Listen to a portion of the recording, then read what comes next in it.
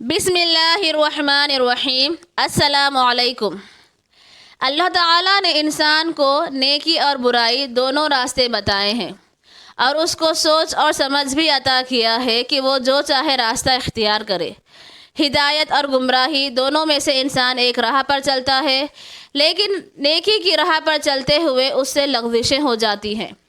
لغزش اور خطا انسان کی فطرت ہی ہے، جیسے کہ رسول کریم صلی اللہ علیہ وسلم نے فرمایا، کل بنی آدم خطاء وخیر الخطائین التوابون۔ ہر ابن آدم غلطی کرنے والا ہے اور غلطی کرنے والوں میں بہتر وہ ہیں جو توبہ کرنے والے ہیں۔ آج ہم یہاں چند ایسے اعمال بیان کریں گے جن کے ذریعے سے بندہ اپنے گناہوں کو دھو سکتا ہے۔ نمبر 1، تقوی۔ گناہوں کو دھو ڈالنے والے اعمال میں سے ایک بڑا عمل تقوی ہے۔ اللہ تعالیٰ کا ارشاد ہے، اور جو شخص اللہ سے ڈرے گا اللہ تعالیٰ اس کے کام میں آسانی کر دے گا۔ یہ اللہ کا حکم ہے جو اس نے تمہارے پاس بھیجا ہے۔ اور جو شخص اللہ سے ڈرے گا اللہ تعالیٰ اس کے گناہ دور کر دے گا اور اسے بڑا اجر دے گا۔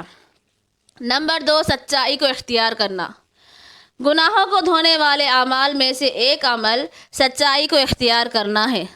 سچائی کے بے شمار فائدے ہیں، اس میں سے ایک یہ ہے کہ بندہ اللہ کے یہاں سچا لکھا جاتا ہے اور اللہ ایسے سچے آدمی کے گناہ بھی معاف فرما دیتا ہے۔ اللہ تعالیٰ کا فرمان ہے، اور جو لوگ سچے دین کو لائیں اور اسے سچا جانیں یہی لوگ پارسا ہیں، ان کے لیے ان کے رب کے یہاں ہر وہ چیز ہے جو وہ چاہیں گے۔ نیک لوگوں کا یہی بدلہ ہے تاکہ اللہ ان سے ان کے برے عملوں کو دور کر دے اور جو نیک کام انہوں نے کیے ہیں ان کا نیک بدلہ عطا کیا جائے۔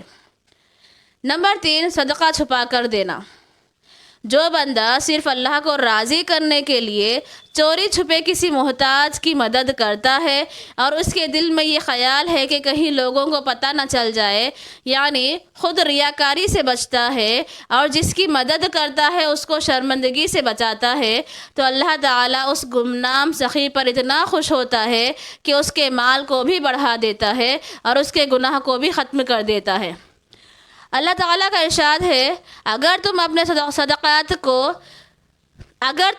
صدقات کو ظاہر کرو تو بھی اچھا ہے، لیکن اگر خفیہ طور پر فقراء کو دو تو یہ تمہارے لیے زیادہ بہتر ہے، اور اللہ صدقے کی برکت سے تمہارے بہت سے گناہ مٹا دے گا، اور جو کچھ تم کرتے ہو اللہ اس سے باخبر ہے۔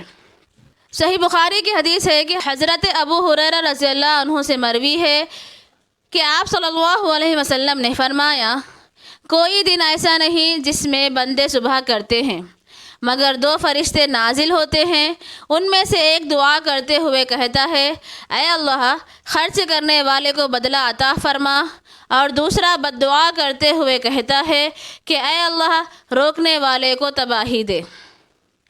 نمبر 4، اللہ تعالیٰ سے ڈرنا۔ اللہ کا ڈر در حقیقت نیکی کی بنیاد ہے۔ جب خوف الہی دلوں سے نکل جائے تو گناہ جنم لیتے ہیں۔ اللہ سے ڈرنے پر جہاں گناہوں کی معافی کا انعام ملتا ہے، وہیں اس کی کئی دنیاوی اور روحانی فائدے بھی ہیں۔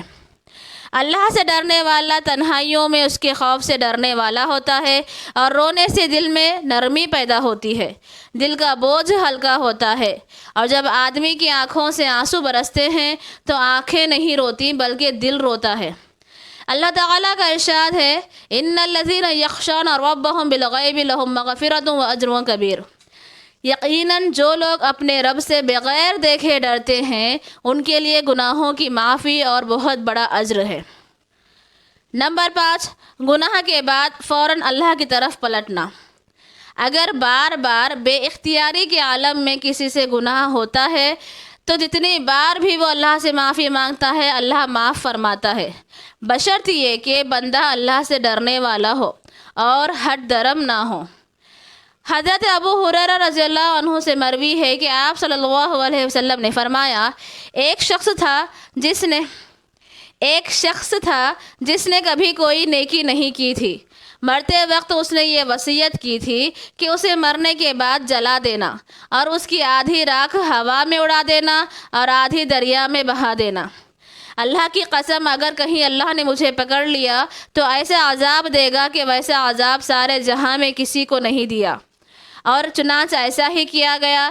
اللہ نے دریا کو حکم دیا، اس نے اس کے بدن کے سارے اجزاء جو اس میں بہا دیے گئے تھے اکٹھا کیے۔ پھر خشکی کو حکم دیا، اس نے بھی سب اجزاء کو جو اس میں پھیل گئے تھے اکٹھا کیے۔ پھر اللہ نے اسے سامنے کھڑا کیا اور پوچھا، تو نے ایسا کیوں کیا؟ وہ کہنے لگا، تیرے ڈر سے، اور تو خوب جانتا ہے۔ تو اللہ نے اسے بخش دیا۔ نمبر 6، 100 برائیاں مٹانے والا کلمہ۔ یہ ایک ایسا عمل ہے کہ جس کی وجہ سے اعمال نامے میں 100 نیکیاں لکھ دی جاتی ہیں اور 100 برائیاں مٹا دی جاتی ہیں اور 10 غلام آزاد کرنے کا ثواب ملتا ہے۔ یہ کلمہ گناہگاروں کے لیے بے حد مفید ہے، خصوصاً ہم جیسے گنہگاروں کے لیے جو ہر دن سینکڑوں گناہ کرتے ہیں۔ اگر وہ یہ عمل کر لیا کرے تو سارے گناہ کا کفارہ ہو جاتا ہے۔ حضرت ابو ہریرہ رضی اللہ عنہ سے مروی ہے کہ آپ صلی اللہ علیہ وسلم نے فرمایا، جو کوئی لا الہ الا اللہ وحدہ لا شریک لہ لہ الملک و لہ الحمد وہو علی کل شیء قدیر ایک دن میں 100 بار کہے تو یہ اس کے لیے 10 گردنوں کو آزاد کرنے کے برابر ہوگا۔ اس کے لیے 100 نیکیاں لکھی جائیں گی اور 100 برائیاں مٹا دی جائیں گی، اور یہ کلمہ اس کے لیے اس دن شام تک شیطان سے بچانے کا ذریعہ رہے گا۔ اور جو عمل لے کر یہ شخص آئے گا اس سے بہتر لے کر کوئی شخص نہیں آئے گا سوائے اس آدمی کے جس نے اس سے زیادہ عمل کیا ہو۔ نمبر 7، کوئی تکلیف پہنچے تو اس پر صبر کرنا۔ جس طرح کسی تنگ دست کی تکلیف دور کرنے اور اس پر آسانی کرنے سے اللہ گناہ کو معاف فرماتا ہے، اسی طرح جسے تکلیف پہنچے وہ تکلیف پر صبر کرے، شکوہ شکایت نہ کرے اور نہ ہی شریعت کا دامن چھوڑے تو اللہ اس تکلیف کے بدلے اس کے گناہ معاف فرما دیتا ہے، یہاں تک کہ بخار بھی گناہوں کا کفارہ بن جاتا ہے۔ حضرت عائشہ رضی اللہ تعالی عنہا سے روایت ہے کہ آپ صلی اللہ علیہ وسلم نے فرمایا، کسی مسلمان کو کانٹا چبھے یا اس سے زیادہ دکھ پہنچے تو اللہ اس کے بدلے اس کا ایک درجہ بڑھا دیتا ہے اور اس سے ایک گناہ بھی مٹا دیتا ہے۔